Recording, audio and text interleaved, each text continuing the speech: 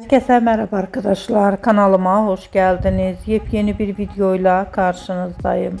Arkadaşlar, bugünkü videomuzda Türkiye'nin güzeller güzeli Ebru Şahin, eşi Cedi Osman'la birlikte tatil paylaşımları yaptılar. Muhteşem çiftimizin arkadaşlarıyla birlikte olan yepyeni muhteşem görüntülerini sizler için YouTube kanalımda video halinde sunuyorum. Umarım beğenirsiniz. Arkadaşlar, videomu beğendiyseniz kanalımı izlemeyi ve bildirim butonuna basmayı unutmayın. Şimdilik benden bu kadar olsun. Yeni videomuzda görüşmek üzere. Hoşça kalın, sağlıklı kalın. Umarım videomu sona kadar izleyeceksiniz ve beğeneceksiniz. İyi seyirler.